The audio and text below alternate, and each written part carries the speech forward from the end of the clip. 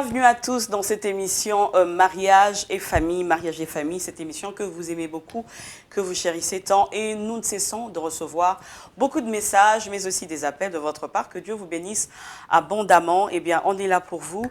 Et aujourd'hui, un sujet très particulier. Nous allons parler du mariage religieux. Alors, d'entendre parler du mariage religieux ou bénédiction nuptiale, quel est le concept approprié, qu'est-ce qui doit être dit, et nous allons parler de tout cela au regard de la parole de Dieu. Et l'invité d'aujourd'hui est l'apôtre Lévi Kongolo. Alors on se dit à tout de suite, bienvenue à tous. Voilà, nous sommes très heureux de vous retrouver encore une fois dans le cadre de cette émission. Vous êtes très nombreux à nous écrire. Hier encore, j'étais en train de lire des messages. Vous nous écrivez même du Gabon. Que Dieu vous bénisse abondamment, vous qui portez autant d'intérêt à cette émission. Différentes provinces, j'allais dire, du pays. En tout cas, nous recevons vos messages et nous prendrons encore un temps, un spécial mariage et famille où nous allons passer de moments d'intercession pour justement porter auprès du Père les différentes requêtes que vous nous envoyez. Alors, comme je l'avais dit à l'entame de cette émission, le sujet d'aujourd'hui, c'est le mariage religieux ou bénédiction nuptiale. Qu'est-ce qui doit être dit? Quel est le concept approprié? C'est quoi qu'on doit dire exactement? C'est quoi le mariage religieux? C'est quoi la bénédiction nuptiale? Eh bien, l'invité d'aujourd'hui, l'apôtre Lévi Kongolo, bienvenue. Merci beaucoup, merci pour cette merveilleuse invitation. Nous vous en prions. Eh bien, il va nous parler de tout cela. Alors, apôtre, nous sommes très heureux de vous recevoir. Merci, c'est gentil. Voilà, alors un sujet, il faut le dire quand même, très important, parce que depuis un certain temps, on se rend compte que certaines, est-ce qu'on va dire seulement les femmes, mais c'est devenu courant. Tant qu'il n'y a pas de mariage religieux, eh bien on a l'impression que c'est comme s'il n'y a pas eu mariage. Donc on ne jure que par le mariage religieux, que ça soit pompeux et tout. Et on se pose finalement la question de savoir, est-ce que on doit parler de mariage religieux, parce qu'après, on parle de mariage religieux, on parle de bénédiction nuptiale, mais c'est quoi qui doit être dit? Mais avant qu'on puisse vraiment aller dans ce sens-là, nous aimerions pour tous ceux qui nous suivent, si vous pouvez, pasteur, nous définir ou redéfinir un peu le mot même mariage.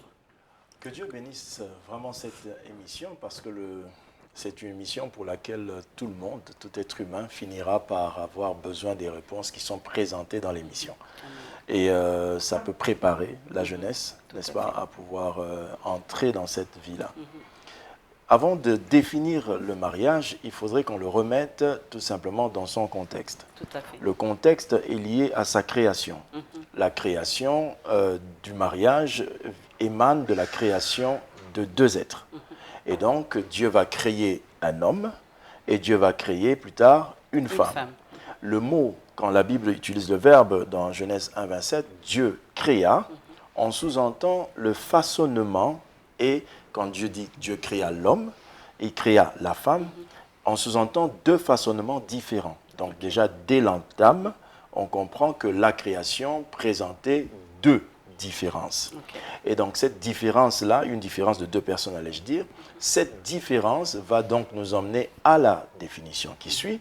Le mariage, c'est bien l'union de deux personnes différentes, de sexe opposé, non pas qui se disent par la déclaration être d'un sexe, mais qui se définit par sa création. Le mot créer est lié à former, donc par sa formation différente.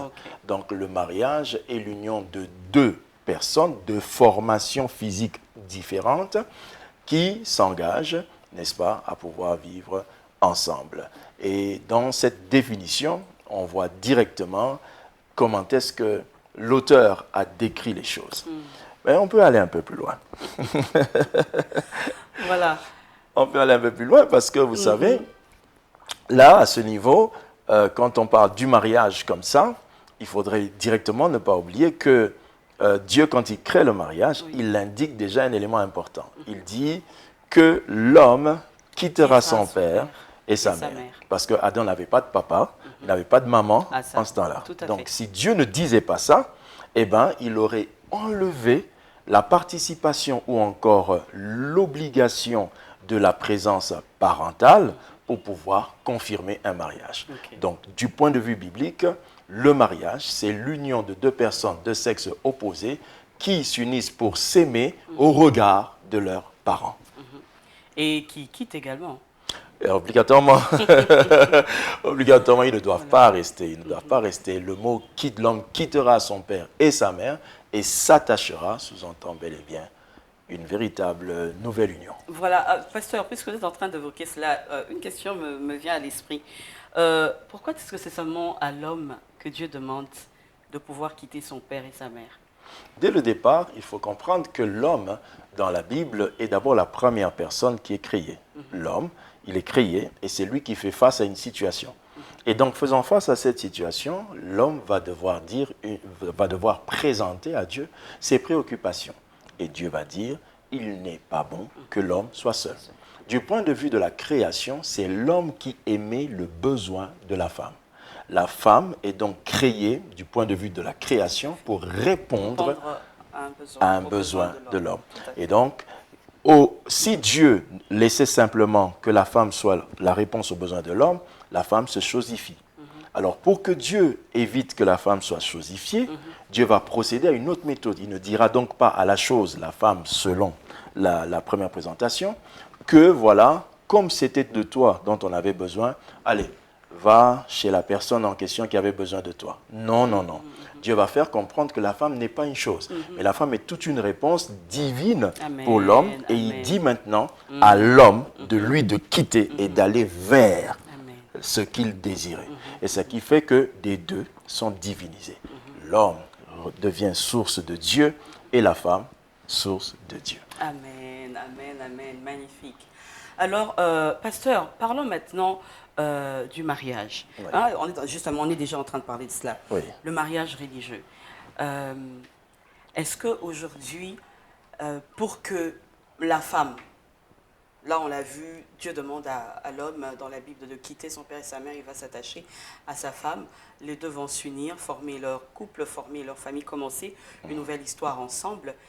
Mais est-ce que pour que justement ce couple soit ensemble, est-ce qu'il faut qu'il passe donc obligatoirement par le mariage religieux, ou est-ce que pour que la femme rejoigne le mari, est-ce qu'il faut qu'il y ait seulement le mariage religieux? Parce qu'on voit qu'il y a des femmes qui refusent, ou bien on voit c'est devenu fréquent. Non seulement dans la société, même d'ailleurs à l'église, on dit tant que tu n'es pas encore passé. On va même plus loin en le disant, tant que tu n'es pas encore passé par le mariage religieux, c'est comme si tu n'es pas encore marié. Et pourtant, il y a un processus.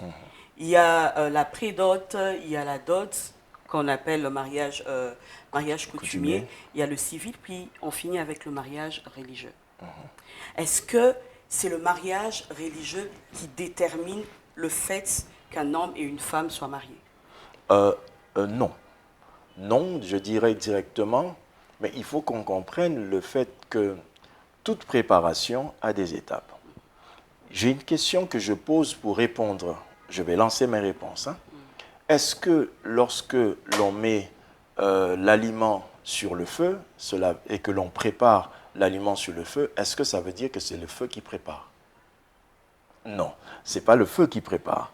Il y a aussi la connaissance de la personne qui manipule. Tout à fait. Bien évidemment, vous pouvez aussi connaître, mais vous n'avez pas de feu, vous ne pouvez pas préparer.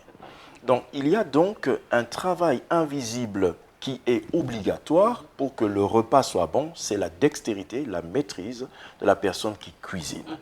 Mais l'obligation du feu est nécessaire. Donc, c'est un peu ce genre qui fait que lorsque l'on va définir le mariage et que l'on va se dire, est-ce que le mariage, faudrait-il qu'il soit nécessairement passé par le mariage religieux pour être un mariage? On va revenir d'abord dans l'histoire. Dans l'histoire, le mariage commence avec un homme et une femme. Nous l'avons vu tout à l'heure, mais avec la précision de l'homme quittera son père et sa mère. D'où déjà l'homme est celui qui a l'engagement d'aller vers la famille de la femme pour poser l'acte qu'on appellera mariage. Mais déjà, dans Genèse, on n'a jamais dit le verbe mariage. Donc, ce qui sous-entend qu'il y a beaucoup de choses que l'homme a le droit, selon sa création, de nommer. Ok. Déjà, de par la création, vous savez que c'est l'homme qui a nommé les animaux. Tout à fait. C'est ainsi que c'est dans le droit de l'homme de nommer certains actes qu'il pose, tels que dire mariage religieux. C'est une nomenclature que l'homme lui-même a le droit de donner.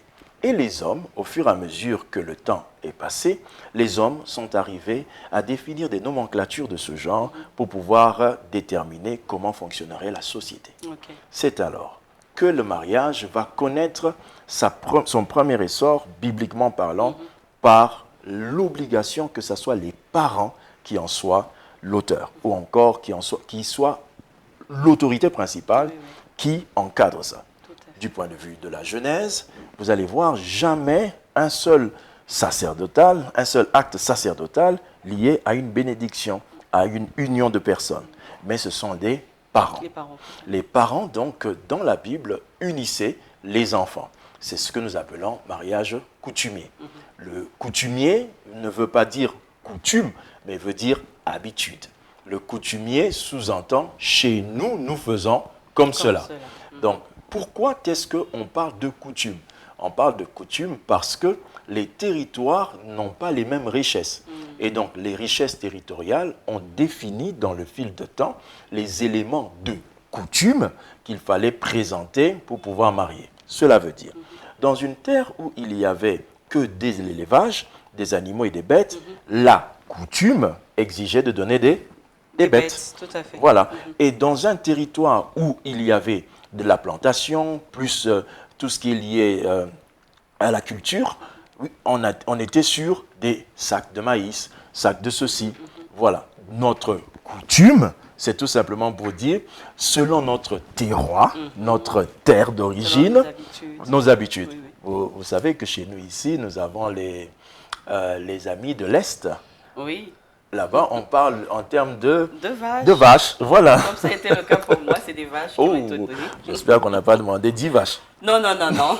Les parents ont été raisonnables. Que Dieu bénisse les parents. Amen, amen. Donc, la coutume chez vous, c'est en fait, ce n'est pas de la sorcellerie, c'est la réalité de la terre. Tout à fait. Ce sont les richesses de la terre. Alors, c'est alors qu'on parle de mariage coutumier. Maintenant, pour quelle raison on parle aujourd'hui le système d'introduire l'Église dans le mariage? Il faut noter que la Bible, quand elle est créée sur la base de ce que Dieu a fait.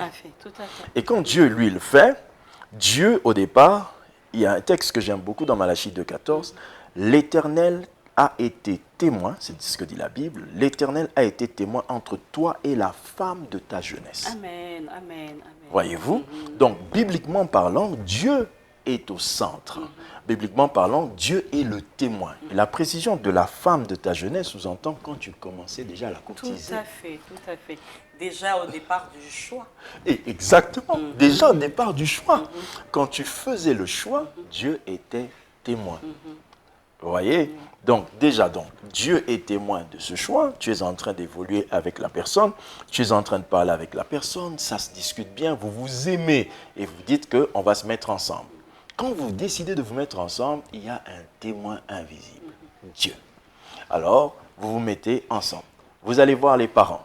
La question que je pose, avant d'aller voir les parents, qui vous avez vu en premier? Dieu.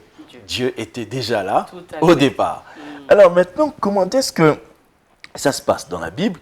On va voir que le mariage, bibliquement parlant, j'ai un texte que j'ai mentionné, Jean chapitre 2, verset 1 à 2, qui dit « 3 jours après, il eut des noces de Canaan ». Il faut dire que dans ces noces, il y a notre Seigneur Jésus qui était là. Jésus ne commence pas son ministère par autre chose, mais par un miracle dans le mariage. Pour quelle raison? Parce que la Bible a commencé aussi avec un mariage. Si Jésus-Christ, sachant que lui-même est Dieu, Jésus-Christ ne pouvait que commencer dans le mariage. Donc c'est la source fondamentale, même dans laquelle Dieu se manifeste. Même pour établir un pasteur, la Bible dit il faut que l'ancien, il faut que le berger, le diacre, il faut que le responsable soit marié d'une femme. D'une seule femme. D'une seule femme. Pour quelle raison? Ben parce que c'est le départ d'action de Dieu. Dieu commence avec le mariage. Alors Jésus est donc dans un mariage, présent lors des bénédictions, des noces. Et donc il est dans un mariage, il y fait un miracle. Il y fait un miracle. C'est très important de mentionner cela. Et j'encourage tous les mariés à savoir que votre mariage sera un miracle. Amen. Ce qui va manquer, le Seigneur Jésus va pourvoir à cela. Et donc, Jésus est témoin du mariage. Mais il est témoin de quel mariage? Du mariage coutumier. Aha. Voilà. Précision. Oui, tout à Oui. fait. Ce sont les familles qui sont là. Oui, oui, tout à fait. Donc, Jésus agrée, accepte le mariage que l'on dit coutumier. Il agrée le fait que le mariage ne soit jamais uni sans des symboles qui reconnaissent l'origine de la femme. Les deux personnes même. Parce que il y a selon les coutumes, voilà, on dote là-bas, on dote par-ci. Et donc, vous voyez, à ce moment, on se retrouve donc avec le fait que le mariage coutumier soit déjà au regard de Dieu. De Dieu, oui, oui. Voyez-vous. Maintenant, où est-ce qu'est venu le mariage religieux? Dès le départ, les personnes qui ont marié leurs enfants, de Adam jusqu'à, disons, avant que notre système commence de l'Église, de Adam à Christ, les personnes qui mariaient les gens, c'était des personnes qui connaissaient Dieu. Adam mariait ses filles parce qu'il avait reçu de Dieu un message que l'homme quittera son père et sa mère. C'est donc une institution venant de Dieu qui a fait que Adam unisse ses enfants. Donc, quand on donnait pour le mariage des enfants d'Abraham ou des autres... On l'a même vu, Abraham, lorsqu'il voulait... il a envoyé son serviteur chercher une épouse pour Isaac. Il lui a même donné déjà les présents. Parfait. Il lui a donné des présents. Quand il lui donne des présents, il part, il marie avec ces présents-là. Avec ces présents, tout à fait. Voyez-vous. Alors, à quel niveau le mariage, qu'on dit mariage religieux, existe? En fait, bibliquement parlant, ce n'est pas le mariage religieux qui commence. Ce qui commence, c'est la bénédiction nuptiale en réalité. Parce qu'il n'y a pas une cérémonie qui est faite pour pouvoir stipuler que maintenant vous êtes mariés religieusement. Merci, pasteur, pour cette précision de taille. C'est Abraham connaissant Dieu, Adam connaissant Dieu, Enoch, Julien, je ne sais pas qui, connaissant Dieu. Quand l'enfant venait, sachant que l'Éternel était témoin, était à l'origine de ces choses, il disait, béni soit Adonai pour ses enfants. Ils émettaient les souhaits. Ces souhaits étaient des bénédictions. Et c'était ça, ces bénédictions qui venaient être la couverture qui allait garder tout ce qui devait se faire. Je viens de dire quelque chose. Bénédiction, couvrir tout ce qui devait se faire. Tout à fait. Pourquoi? Une façon de dire, c'est de là qu'est venu le fait que les enfants de Dieu évitent de s'unir ensemble avant de recevoir la bénédiction. Parce qu'on bénit quoi? On doit bénir quelque chose avant de le faire. Si vous le faites et on vous bénit après, il y a vice de procédure. Et c'est comme ça que la bénédiction nuptiale est venue entrer. Mais je répète, quelqu'un va dire, ce n'est pas écrit noir sur blanc. Oui, tout à fait. Comme votre prénom n'est pas écrit nécessairement noir sur blanc dans la Bible. Mais on peut vous appeler comme ça. Au moins le mien, le vôtre déjà. Le mien aussi, Lévi. Ah oui, oui. Maintenant, si quelqu'un s'appelait Julien, devrait-il dire qu'il n'a pas un nom biblique? Qu'est-ce que ça veut dire? Rien à voir. Rien à voir. Donc l'homme a le pouvoir de nommer les choses. Quand on dit à Dieu, qui est semblable à toi, tu es plus que toutes les montagnes. C'est parce que je suis capable de nommer les choses en rapport avec mon environnement. En rapport avec mon environnement. Et c'est comme ça que, effectivement, que la bénédiction nuptiale, allais-je dire, a pris le devant. Et donc, on doit bénir avant toute chose. D'où vient maintenant le mariage religieux? Alors, d'où vient maintenant le mariage religieux? On va s'arrêter là pour ce premier numéro de ce merveilleux thème. Alors, on se retrouve, je vais dire très prochainement, pour continuer. Le pasteur va répondre à cette question. En tout cas, restez scotchés, restez suivre. C'est très, très intéressant et nous bénissons déjà le Seigneur pour ces éclaircissements. Vraiment, que Dieu vous bénisse abondamment. J'ai bien aimé ce que vous avez dit, pasteur. Christ se retrouve dans les noces de Cana, et c'est là qu'il fait son premier miracle. Ça, j'aime. Et c'est quel mariage? C'est un mariage coutumier. Et là, il bénit. C'est merveilleux. Comme pour dire que même pendant le mariage coutumier, dès qu'on bénit, c'est bon. Il y a quelque chose qui se fait déjà. Il y a quelque chose qui se fait, qui s'est fait. Merci beaucoup, pasteur. Alors, on se dit à très prochainement avec le même plaisir. Restez scotchés. Que Dieu vous bénisse abondamment.